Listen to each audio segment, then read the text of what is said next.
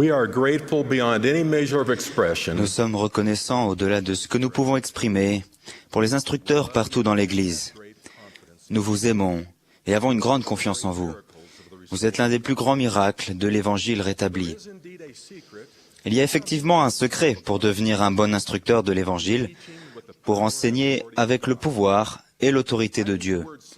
J'utilise le mot « secret » parce que les principes sur lesquels repose la réussite d'un instructeur ne peuvent être compris que par les personnes qui ont un témoignage de ce qui a eu lieu le matin d'une belle et claire journée du début de printemps de 1820.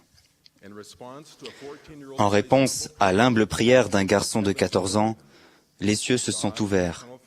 Dieu le Père éternel et son Fils, Jésus-Christ, sont apparus et ont parlé à Joseph Smith, le prophète. Le rétablissement tant attendu de toutes choses avait commencé, et le principe de la révélation était éternellement établi dans notre dispensation.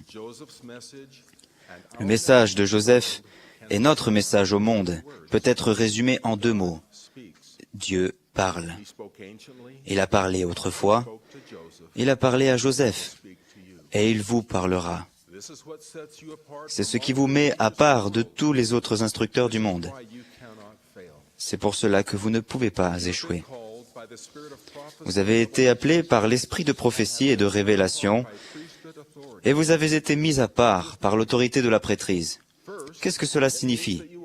Premièrement, cela signifie que vous êtes au service du Seigneur. Vous êtes son agent, et vous avez l'autorité et la mission de le représenter et d'agir en son nom. En tant qu'agent, vous avez droit à son aide. Vous devez vous demander, qu'est-ce que le Seigneur dirait s'il donnait mon cours aujourd'hui? Et comment le dirait-il? Vous devez ensuite faire de même. Cette responsabilité peut en amener certains à ne pas se sentir à la hauteur ou à avoir un peu peur. Le chemin n'est pas difficile. Le Seigneur a fourni à tous les saints des derniers jours, dignes, le moyen d'enseigner à la manière du Sauveur. Deuxièmement, vous êtes appelés à prêcher l'évangile de Jésus-Christ.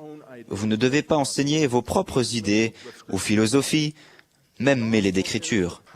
L'évangile est la puissance de Dieu pour le salut, et nous ne sommes sauvés que grâce à l'évangile. Il vous est commandé, troisièmement, d'enseigner les principes de l'Évangile tels qu'ils sont énoncés dans les ouvrages canoniques de l'Évangile, d'enseigner les paroles des apôtres et des prophètes actuels, et d'enseigner ce que le Saint-Esprit vous enseigne. Alors, par où commencer? Notre toute première responsabilité est de vivre de façon à pouvoir avoir le Saint-Esprit comme guide et compagnon.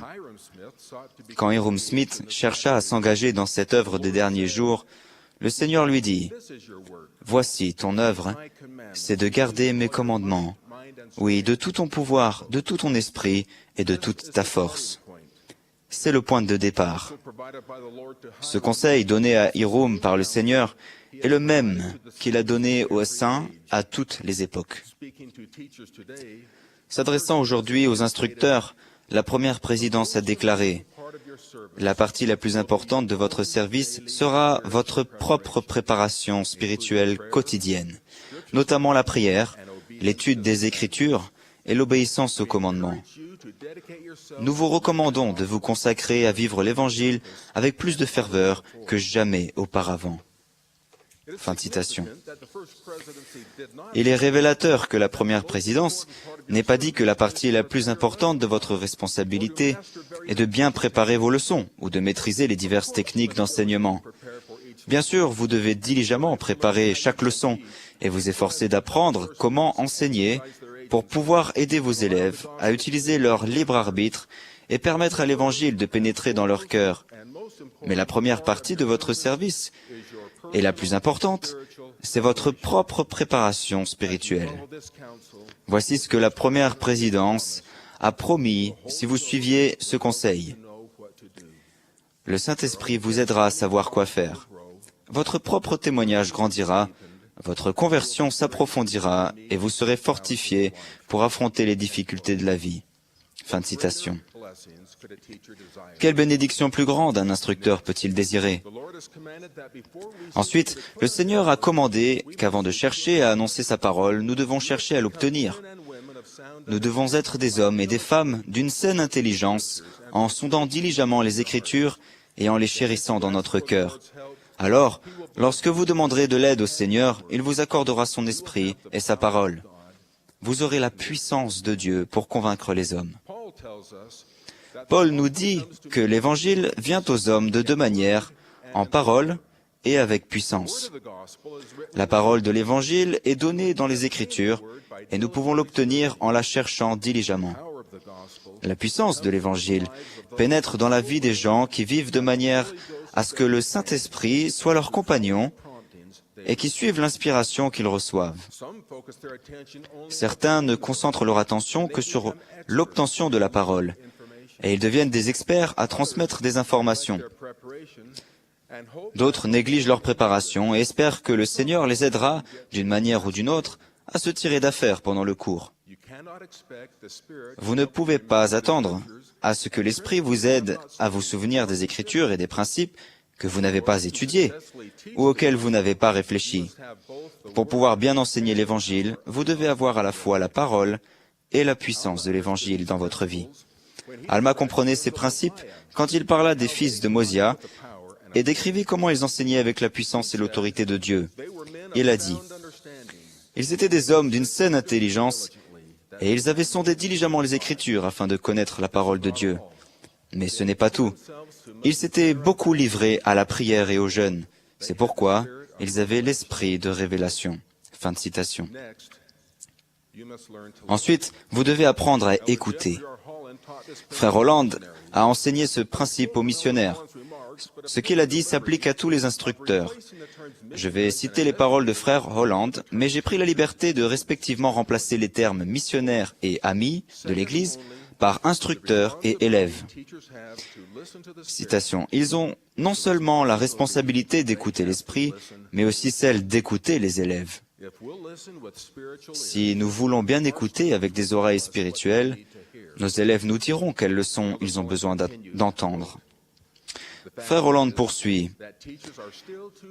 Le fait est que les instructeurs s'emploient encore trop à donner une matière confortable, toujours la même, plutôt que de se concentrer sur leurs élèves en tant que personnes. Fin de citation. Après vous être préparé et avoir préparé vos leçons au mieux de vos capacités, vous devez être disposé à vous laisser guider. Lorsque l'inspiration discrète vous est donnée, vous devez avoir le courage de mettre de côté vos plans et vos notes et aller là où cette inspiration vous conduit. Lorsque vous agissez ainsi, la leçon que vous donnez n'est plus la vôtre, mais elle devient celle du Sauveur. Consacrez-vous à vivre l'Évangile plus résolument que jamais auparavant et sondez les Écritures en les amassant dans votre cœur. Et le même Saint-Esprit qui a révélé ces paroles aux apôtres et aux prophètes dans les temps anciens, vous témoignera de leur véracité. Surtout, le Saint-Esprit vous les révélera de nouveau.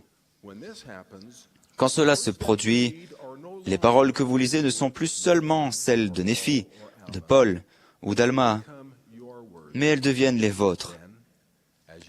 Puis, pendant que vous enseignez, le Saint-Esprit pourra vous apprendre toutes choses et vous rappellera tout. En effet, ce que vous devrez dire vous sera donné sur l'heure, oui, au moment même. Quand cela arrivera, vous vous surprendrez à dire quelque chose que vous n'aviez pas projeté de dire. Puis, si vous prêtez attention, vous apprendrez quelque chose de ce que vous dites lorsque vous enseignez. Président Marion J. Romney a dit, « Je sais toujours quand je parle sous l'inspiration du Saint-Esprit, car alors ce que j'ai dit m'apprend toujours quelque chose. » Fin de citation. Souvenez-vous, un instructeur doit être un témoin indépendant des choses qu'il enseigne, et pas seulement l'écho du texte d'un manuel ou des pensées d'autrui. Si vous vous faites un festin des paroles du Christ et vous efforcez de vivre l'Évangile plus résolument que jamais, le Saint-Esprit vous manifestera que ce que vous enseignez est vrai. Et ce même esprit, qui est l'esprit de révélation, portera votre message dans le cœur des gens qui désirent le recevoir et sont disposés à le faire. Finissons maintenant là où nous avons commencé, dans le bosquet sacré. Du fait de ce qui s'est passé en ce beau matin, il n'y a pas si longtemps, vous avez le droit d'enseigner avec le pouvoir et l'autorité de Dieu. J'en rends mon témoignage solennel et indépendant au nom de Jésus-Christ. Amen.